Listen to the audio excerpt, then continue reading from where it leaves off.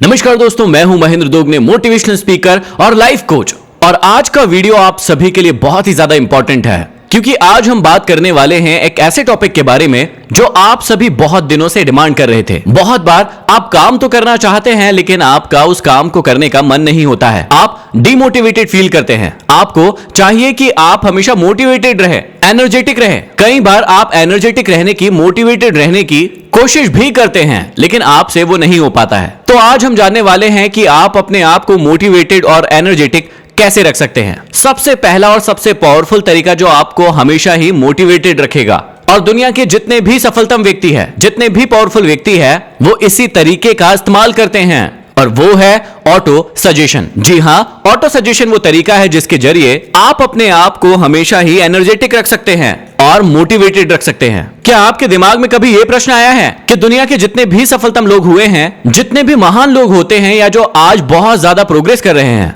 उनके मोटिवेशन का कारण क्या होता होगा? उन्हें भी तो कभी ना कभी डिप्रेशन आता ही होगा, वो भी तो कभी ना कभी लो फील करते ही होंगे। लेकिन ऐसी कौन सी चीज है जिसके जरिए वो हमेशा ही मोटिवेटेड रहते हैं, एनर्जेटिक रहते हैं? तो वो तरीका है ऑटो सजेशन। ऑटो सजेशन का बहुत ही आसान सा मतलब होगा खुद से बातें करना, खुद को सलाह देना, खुद की अच्छाइयां और बुराइयां देखना और उनको इंप्रूव करना।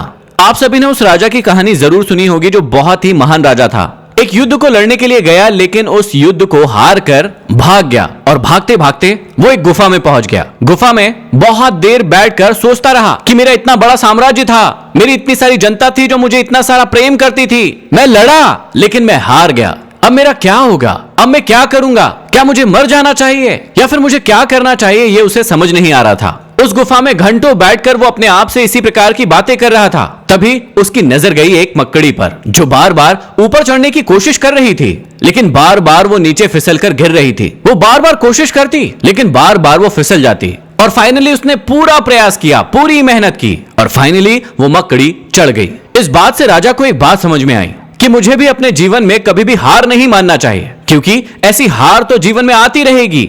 वहां वो अकेला बैठा था और अकेला बैठकर अपने आप को ऑटो सजेस्ट करते रहा, अपने आप से बातचीत करते रहा कि मेरी कौन सी कमियां हैं, कौन सी अच्छाइयां हैं, कैसे मैं जीत सकता हूं, किन वजहों से मुझे हार मिली है। इस प्रकार की बातें उसने अपने आप से की और अपने आप को समझाया। आप सभी के जीवन में भी ऐसे बहुत सारे मौके आते होंगे जब आप हार महसूस करते होंगे, आप लो महसूस करते होंगे, आप डिप्रेस महसूस करते होंगे। लेकिन अब ऐसा करने की बिल्कुल भी जरूरत नहीं है, क्योंकि आप पहले तरीके का इस्तेमाल कर सकते हैं अपने आप को मोटिवेटेड रखने के लिए। और इसी का एक बहुत अच्छा तरीका होता है सेल्फ अफर्मेशन। जब भी आप अपने बिस्तर पर सोने के लिए जाएं, या फिर अपने उठने के ठीक बाद में आप सेल्फ अफर्मेशन कर सकते हैं। कुछ ऐसी बातें अपने आप में गुनगुना सकते हैं, अपने आप को कह सकते हैं, जो आपको बहुत ही पॉजिटिव रखेगी और जो आपके लिए बहुत ही जरूरी होगी। जब भी आप बहुत ज्यादा डिप्रेशन फील करें, बहुत ज्यादा एंजाइटी फील करें, तो अपने आप से बातें कीजिए कि कौन सी चीज ऐसी है जो आपको परेशान कर रही है और उसके सोल्यूशन क्या क्या होंगे।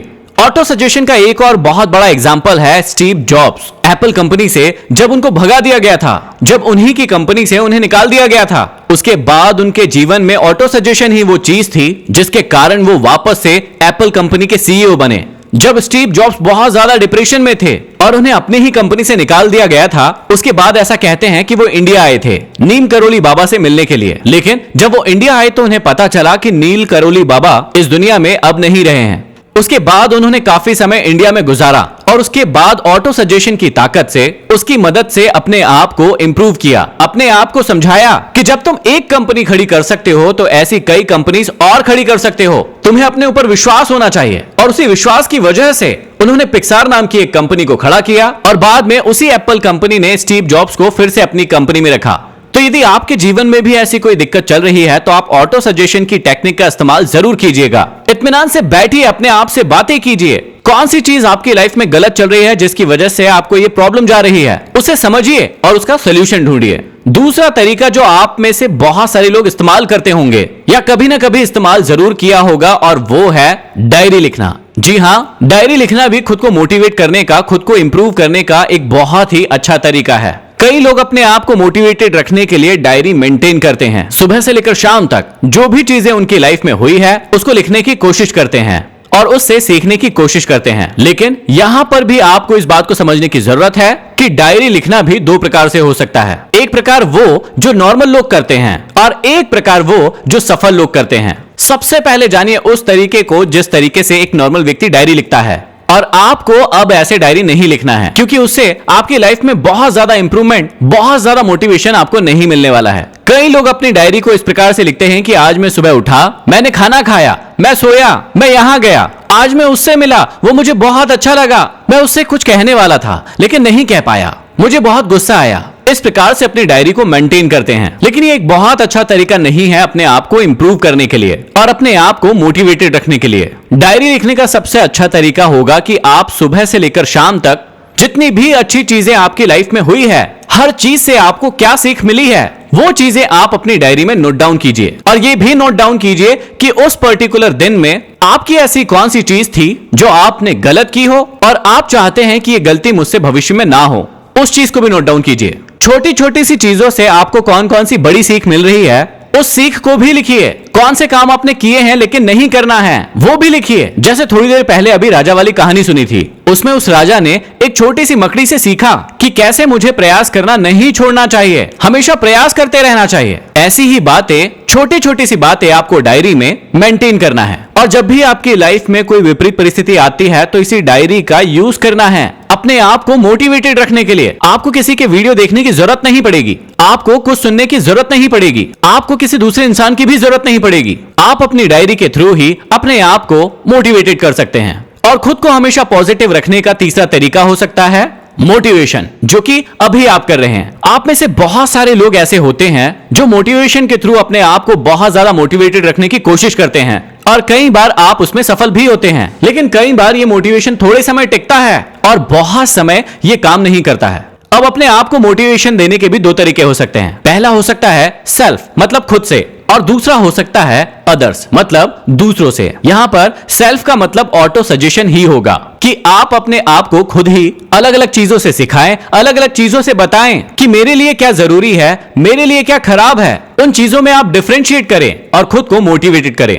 और इसी में अगला तरीका है दूसरों के द्वारा मोटिवेशन। जब भी आप कोई मोटिवेशनल किताब पढ़ते हैं, कोई वीडियो देखते हैं, कोई स्टोरी सुनते हैं, कोई कोटेशन सुनते हैं या पढ़ते हैं, तो आप बहुत ज्यादा एनर्जेटिक और मोटिवेटेड फील करते हैं। लेकिन इसमें एक बात आपको ध्यान रखना होगा कि जब तक आप इन चीजों को करेंगे तब तक तो आप बहुत ज्यादा मोटिवेशन फील करेंगे, लेकिन उसके बाद आप फिर से डिमोटिवेटेड फील करते हैं। वो क्यों करते हैं, इस बात को समझिए। कई बार ऐसा होता है कि हम कोई मोटिवेशनल किताब पढ़ते हैं, वीडियो देखते हैं और सिर्फ देखकर उसे छोड़ देते हैं। हम उस वक्त तो बहुत ज्यादा एनर्जेटिक फील करते हैं, मोटिवेटेड फील करते हैं, लेकिन उनसे सीखी गई चीजों को कभी भी अपनी लाइफ में, अपनी प्रैक्टिकल लाइफ में उन समस्याओं को सॉल्व करने के लिए इस्तेमाल नहीं करते हैं, जिसकी वजह से वो समस्या सॉल्व नहीं हो पाती है और आपको फिर से मोटिवेशन की जरूरत पड़ने लगती है। अब इस बात को थोड़ा प्रैक्टिकली समझिए। मान लीजिए कि आपको पढ़ने में बहुत ज्यादा दिक्कत जाती है और आपको चीजें याद नहीं रहती है और आप चाहते हैं कि बहुत ही आसानी से चीजों को कैसे याद रखा जाए, इसके बारे में या तो मैं कोई किताब पढ़ लूं या फिर कोई वीडियो देख लूं। अब आपने किताब पढ़ना शुरू किया और वीडियो देखना शुरू किया, जिससे आपको बहुत सारा मोटिवेशन मिला, नॉलेज मिला। लेकिन यदि आपने उस नॉलेज को इस्तेमाल में ही नहीं लाए तो आपको चीजें याद नहीं रहेंगी और आप फिर से डिमोटिवेटेड फील करेंगे। इसलिए इस तरीके से यदि आप मोटिवेशन ले रहे हैं तो इस बात का खासा ख्याल रखें कि जब भी आप कोई बुक पढ़ें, आप कोई वीडियो देखें, तो उनसे जो भी लर्निंग्स आपको मिल रही है उस समस्या का समाधान करने के लिए आप उसे इस्तेमाल करें। तभी आप हमेशा ही मोटिवेटेड रह पाएंगे। इसीलिए मैं आपको बार बार कहता हूं कि जब भी आप मेरे वीडियोस देखने के लिए बैठें या किसी भी और व्यक्ति के वीडियो देखने के लिए बैठे जहां से आपको कोई सीख मिलती है, तो एक कॉपी और एक पेन जरूर लेकर बैठिए, क्योंकि इन वीडियो से आपको जो कुछ भी सीखने को मिलता है आप अपनी डायरी मेंटेन कर सकें। और जब भी इस प्रकार का कोई प्रॉब्लम जाएगा तो आपको फिर से वो वीडियो देखने की जरूरत नहीं है, आप अपनी डायरी के माध्यम से उन चीजों को सीख सकते हैं। आशा करता हूं कि ये 3 तरीके आपकी लाइफ को बदलने के लिए और आपको एनर्जेटिक और मोटिवेटेड रखने के लिए बहुत ही काम में आएंगे। आपको कौन सा तरीका सबसे ज्यादा पसंद आया,